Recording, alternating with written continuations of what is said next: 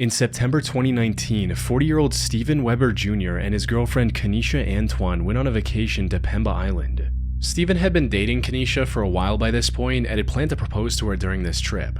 What neither of them knew, however, was that the happiest trip of their lives was about to turn into an irreversible tragedy. The groundwork for this tragedy was laid when the two arrived at the island and checked in to stay at the Manta Resort just off the coast. It had a nice, uninterrupted view of the ocean, as well as a roof area to relax and enjoy the tropical weather. However, the most important feature of this resort was the underwater room, which offered a 360-degree view of the marine life surrounding the resort.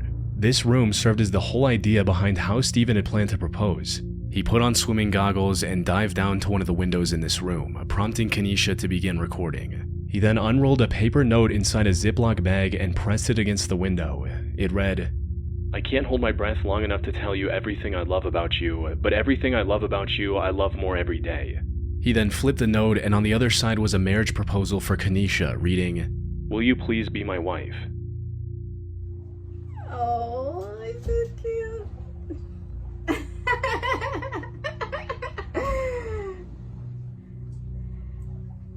What?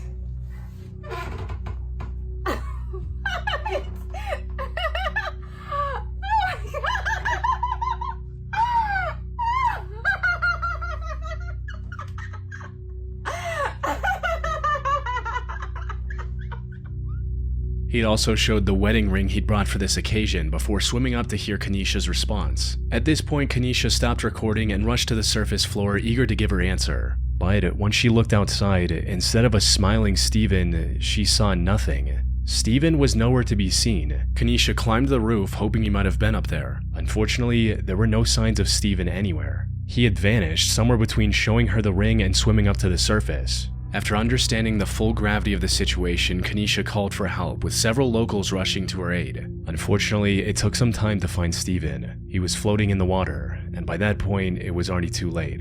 Some resort workers tried to revive him with CPR, however, it wasn't effective. Steven had miscalculated how long he could hold his breath underwater and drowned before he could reach the surface. You can even see his hand shaking as he holds the ring near the end of the video, his body desperately telling him he needs air now. But in an effort to get his point across and make the moment that much more special, he ignores this, and unfortunately pays the ultimate price. Mini Joe is a YouTube channel that occasionally posted travel videos up until 3 years ago. Most of these were typical travel vlogs showcasing the hosts of different expeditions around the world. However, out of the roughly 30 videos they've uploaded, one stands out for just how disturbing it is. This video contains a collection of footage Joe and his friends captured while doing technical dives in the Blue Hole in Dahab, Egypt, which is often considered the deadliest diving spot in the world.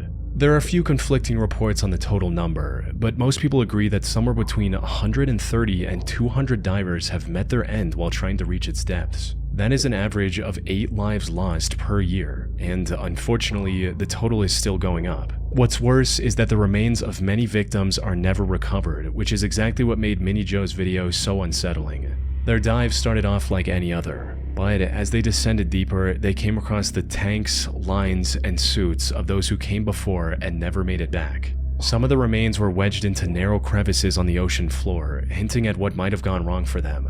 Most were also taken over by the environment, suggesting they might have been down there for years. Above all, these encounters served as a constant reminder of the true danger of technical diving. Divers often have to carry multiple heavy tanks before they can even begin the descent. Then, once they're in the water, they have to constantly monitor their oxygen levels while also staying aware of their surroundings. Things only become more dangerous the deeper they dive, where even a moment's distraction can quickly turn fatal. However, all of this is true for any dive, regardless of the location. What makes the Dahab Blue Hole even more dangerous is the false sense of security it provides. Blue holes, for those who don't know, are like vertical caves in oceans that go a lot deeper than the surrounding ocean floor. And the one in Dahab, Egypt is an even more extreme version of that. One of the biggest contributors to its deadliness is its depth of about 426 feet, or around 130 meters, which isn't very apparent from the surface. It's also an almost vertical drop to the bottom. This catches many new divers off guard, causing them to miscalculate their gas levels and tragically become another name on the memorial near the diving site. One of the most well-known cases of this is 22-year-old Yuri Lipsky, a Russian diving instructor with plenty of experience under his belt. However, he had no prior experience with the Dahab Blue Hole, resulting in it taking his life. The footage from his recovered diving camera showed him descending into the depths faster than expected, struggling to keep his gas levels in check, trying to quickly slow down his descent, causing the buoyancy device to burst, and eventually succumbing to nitrogen poisoning in just 4 minutes after starting his dive. However, the sheer depth is only one part of this blue hole's danger. As Mini Joe's video demonstrated, the other part of its lethality comes from the network of partially collapsed caves littered throughout the area. They promise incredible views and look like prime diving spots at first glance, but in all reality, they are deceptively difficult to navigate through. Narrow passages and jagged rocks are everywhere. A single mistake can leave a technical diver stuck in one of these caverns with no way out until their gas tanks inevitably run out.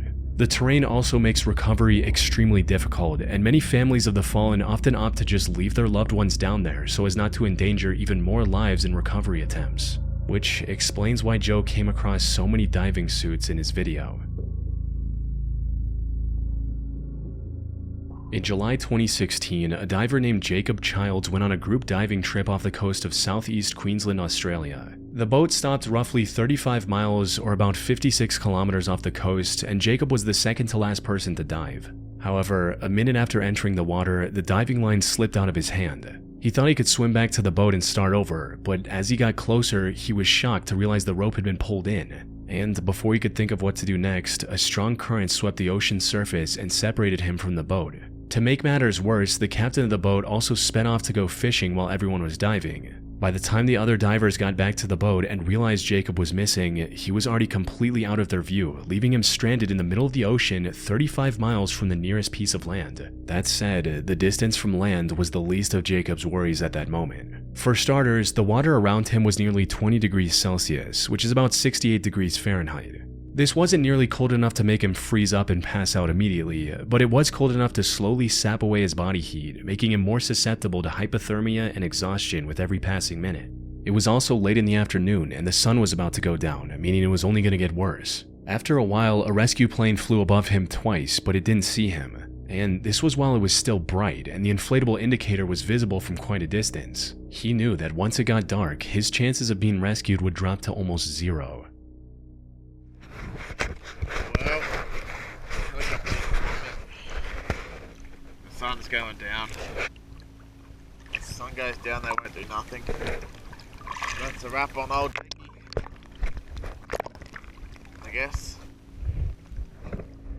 Unfortunately, there was nothing Jacob could do at that moment but wait and continue recording what possibly could be his last message to his family. Identifying the right direction and then swimming for over 35 miles would have been next to impossible. If he had taken it upon himself to try and reach the coast, he would have likely exhausted himself and drowned partway through. He did try to follow a fishing boat he saw in the distance, but quickly realized that he wouldn't be able to get close enough to get its attention, leaving him feeling dejected. It's way too far for me.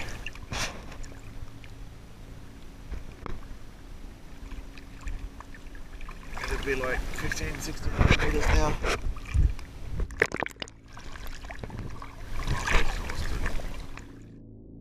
Besides, swimming too far from his original location would have also reduced his chances of being saved, since rescue teams would no longer know where to look. As the sky got darker and the rescue plane failed to spot him multiple times, the frustration was beginning to set in. There's a plane coming back. There's a rescue boat way over there. Helpful, that. The salty seawater was also making him extremely dehydrated, worsening his chances of survival by the minute. However, Jacob was experienced enough to know that panicking or getting angry wouldn't do any good. The right thing to do was to stay put while exerting the least amount of effort. After drifting in the middle of nowhere for over 6 hours, he was finally spotted by a helicopter and brought to safety on a rescue boat. With the sun nearly below the horizon, he came dangerously close to losing his life that day. Fortunately, he was able to recover with no permanent injuries. On the 26th of May 2013, a group of 3 tugboats was trying to stabilize an oil tanker during a harsh storm nearly 20 miles or 32 kilometers off the coast of Nigeria. That's when one of the boats, named Jaskin 4, got hit by a massive rogue wave. This capsized the boat, causing it to sink rapidly and disappear below the water surface within seconds. The company behind this operation, West African Ventures, immediately sent off a rescue mission. However, the harsh weather made any immediate rescue efforts near impossible. They eventually sent a helicopter to look for any survivors who managed to swim back to the surface. Unfortunately, even after a full day of searching, they didn't find a single member of the Jaskin 4's crew who was still alive.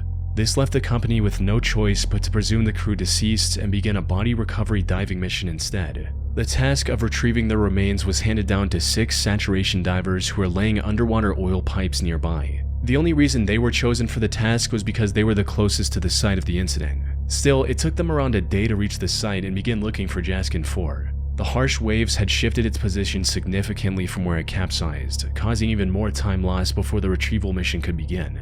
Unfortunately, that was far from the only hurdle the rescue divers would face on this mission. Once they located the Jaskin 4 and dove down to it, they discovered that the boat had turned upside down. It was now resting on its primary mast, which could collapse at any time. Due to significant pirate activity in that area, all of the Jaskin 4's entrances were also locked shut, forcing the divers to use specialized underwater torches just to gain access. Sadly, their assumption turned out to be correct. By the afternoon of the 28th of May, 2 days after Jaskin 4 had sunk, the rescue team managed to recover the remains of 4 crew members, though 2 were still missing. But just as all hope seemed lost, one of the divers, named Tony Walker, made an incredible discovery. For some context, Tony was being instructed on what to do by his supervisor Colby Veretz from the surface. Tony was also inhaling a gas mixture which was partially helium, making his voice higher. While looking around the upside-down boat, he came across what looked like a human hand. He assumed it belonged to yet another fallen crew member, but to his surprise, the hand moved and grabbed him back. Alright, so you should be walking on the ceiling, yeah? Okay. What's that? Okay. Alright, you found one, yeah? He's alive! Okay, keep him there. Alright, just just hold him there, okay? Just keep him there. Oh, I don't know what we're gonna do. Alright, just keep him there and keep him calm, okay? Alright, just reassure him, pat him on the shoulder. Okay. This was 29-year-old Harrison O'Kenny, Jaskin 4's resident cook. After over 60 hours underwater, Harrison was somehow still alive. He also seemed quite aware of everything that was going on around him and remained calm to help the rescuers do their job. Apparently, Harrison was in the bathroom when the boat capsized. He tried to rush to the emergency latch, but water rushed in and trapped the crew inside. To his knowledge, Harrison was the only one who managed to survive after creating a makeshift indoor raft from plywood, cardboard, and a mattress. After finding him, rescuers gave him fresh water and a harness to keep him close. However, the divers knew they didn't have much time to plan a proper rescue mission. You see, the air pocket Harrison was in was about to run out, likely in less than an hour. Harrison could end up suffocating if they didn't act quick enough. On the other hand, they couldn't just strap him into a rope and pull him back to the surface. He had already spent over 2.5 days in an extremely high-pressure environment. Taking him to the surface too quickly could have caused decompression sickness, which in extreme cases can also be lethal. Fortunately, due to their job of installing underwater oil pipes, the divers were uniquely equipped to deal with these exact issues. More specifically, they had a pressurized diving bell attached to the vessel, which they put Harrison in after consulting a doctor. Had this been a standard diving crew with regular scuba gear, they wouldn't have had anything to keep Harrison alive. Once back on the surface, he also had to spend some more time in a decompression chamber to avoid decompression sickness, and was fairly okay after that. However, while he recovered physically, the mental trauma of being trapped in an upside-down boat on the ocean floor for over 2 days with no idea if anyone was coming to save him left him with PTSD, something he is still recovering from to this day. On December 13, 2013, YouTuber Kodiak Thunder uploaded a video showing a near-death experience he had while diving. Unlike many other divers, Kodiak's motive wasn't to just dive as deep as he could or reach some underwater landmark. Instead, his diving sessions were more about catching fish and crustaceans by hand or with a spear gun. But while chasing a lobster, he swam too far into an underwater cave. He managed to catch the lobster he was after, but when he turned around, he had no idea how to get out.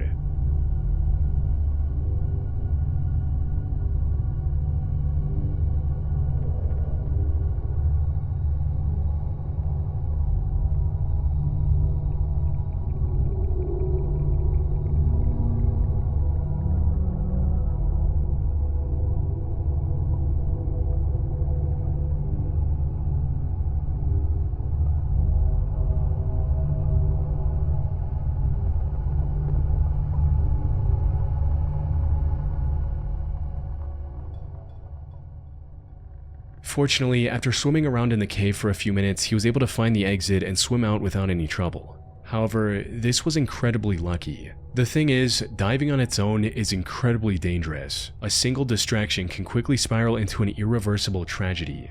But unless they're very deep, divers at least have the option to just swim up to the surface and wait for rescue.